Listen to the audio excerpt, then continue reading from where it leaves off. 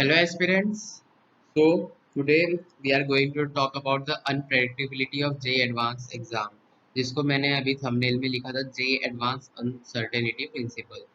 तो वेल वो तो हेजनबर्ग अनसर्टेनिटी प्रिंसिपल होता है तो उसी से थोड़ा डिड्यूस करके नाम लिख दिया. बट जो मेन थिंकिंग है उसमें हम बात करेंगे कि J एडवांस अनप्रेडिक्टेबल क्यों है.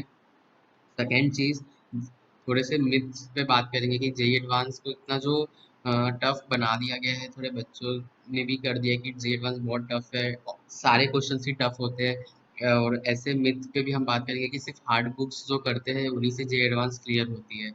और एक सबसे मेन थिंग जो मैं आपसे बात करने जा रहा हूँ, आर्ट ऑफ लेजीनेस. ये क्या है? जैसे कि आई डोंट नो कि आप ये कभी देखा भी नहीं होगा मेरे हिसाब से, बट ये वो है कि जो मैं फॉलो करता था थोड़ा थोड़ा कभी कभी, जब मेरा पढ़ने में मन नहीं होता है तो मैं इसी को फॉलो करता हूँ. Let's start the session. सबसे पहले थोड़ा सा एनालिसिस देखते हैं कि जे एडवांस का पेपर होता कैसा है.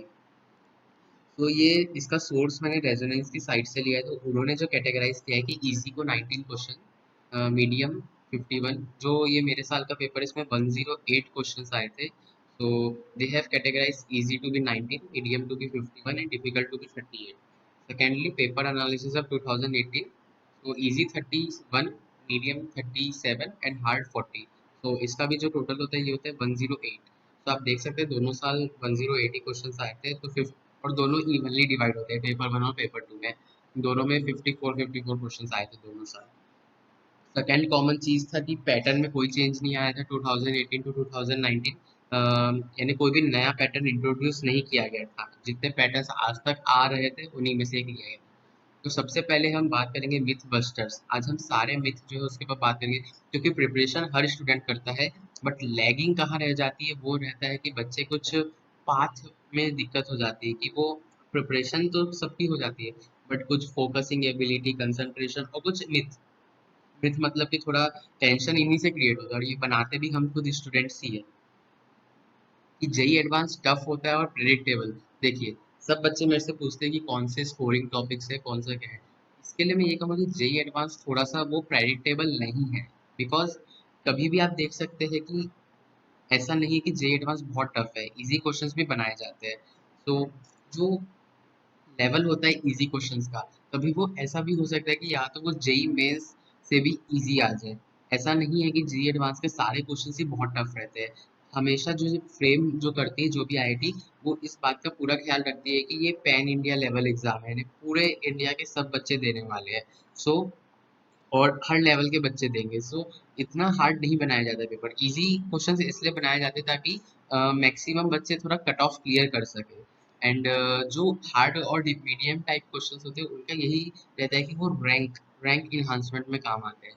और अगर आप इजी और मीडियम क्वेश्चन को भी पूरा कर ले, सो मेरा यही कहना होगा कि आप आराम से 500 रैंक सिक्योर कर सकते हैं. 500 रैंक लाने के लिए only you have to do easy और मीडियम क्वेश्चन, तब आपकी 3 डिजिट रैंक कन्फर्मली आ जाएगी.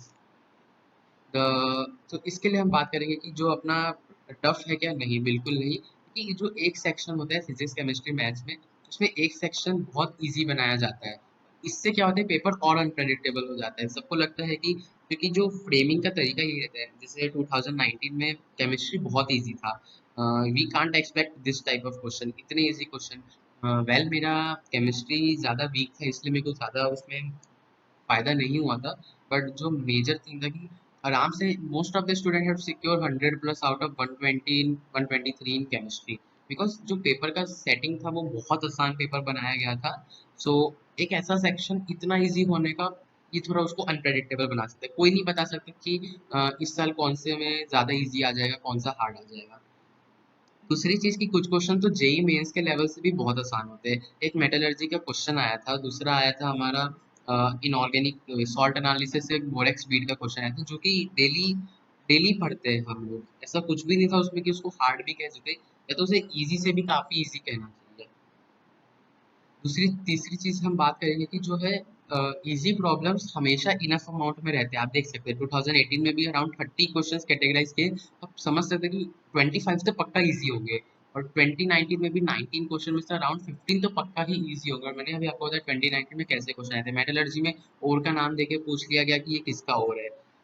अभी तो 2018 टू 2019 में कोई भी ट्रांजिशन नहीं आया था इजी, यानी इजी काइंड ऑफ पैटर्न, मतलब ऐसा ही नहीं था कि सारे क्वेश्चन एमसीक्यू थे।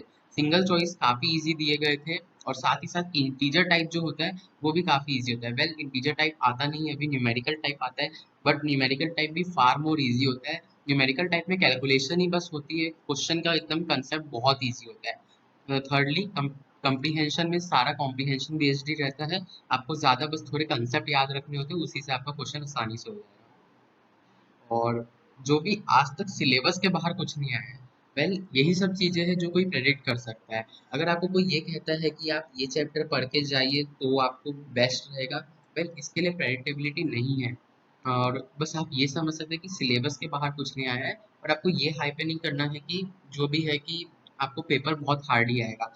इतना भी हो सकता है कि इस साल अभी पेंडेमिक को देखते हुए, वेल पेपर तो बहुत पहले ही फ्रेम हो गया होगा कि लेवल काफी इजी है, क्योंकि बच्चों को अभी बहुत बच्चों को तो प्रॉब्लम भी हो रही होगी due to this increasing cases. तो अभी आपको ये करना है कि ज्यादातर फोकस कंसेप्ट पे करना है, और इसके लिए मैं अभी आपको बात करूंगा आर्ट ऑफ लेजीनेस, कि जब भी पढ़ाई में मन नहीं लगे तो आपको करना क्या है।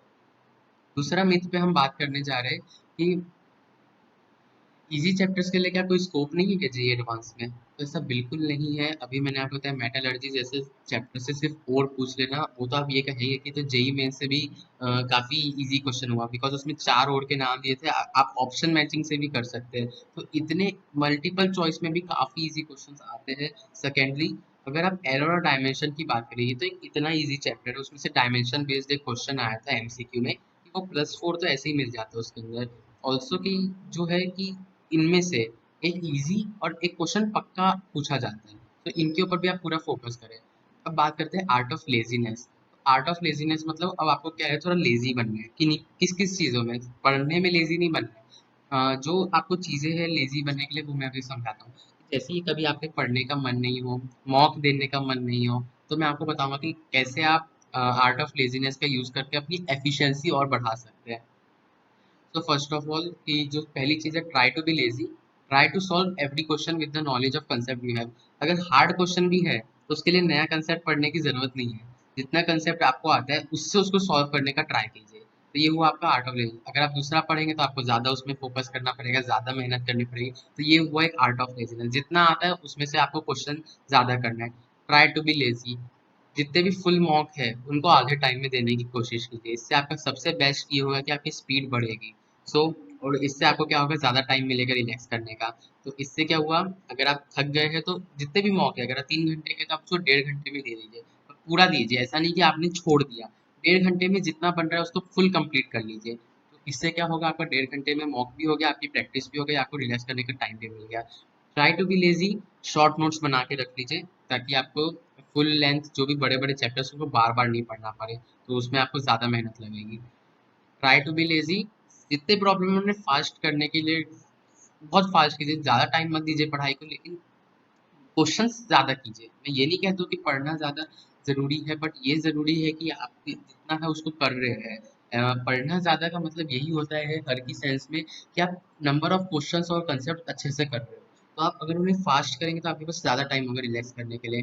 Try to be lazy, mobile पे ज्यादा टाइम मत वेस्ट कीजिए, बिकॉज उसके अंदर भी बहुत एनर्जी लगती है, तो उसकी जगह रिलैक्स कीजिए। ट्राई टू बी लेजी, जैसे ही आपको टायर हो, थक जाए, तो एक छोटा सा झपकी ले सकते हैं ताकि आप रिफ्रेश हो जाए। मोबाइल चलाने से रिफ्रेशमेंट नहीं होता है, सिर्फ डिमोटिवेशन होता है। You feel bad after you operate the mobile, उसके बाद आपको काफी थकान होती है और आपको दुख भी होता है कि मैंने मोबाइल क्यों चला लिया।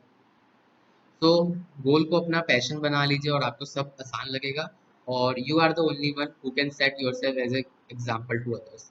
अब आपको क्या करना है, अपने ड्रीम्स बड़े करने और उनको अचीव करने के लिए और ज्यादा एफर्ट्स डालें, बिकॉज टाइम बहुत कम है। Thanks for watching, like and share the video. Start dreaming, start achieving. Thank you.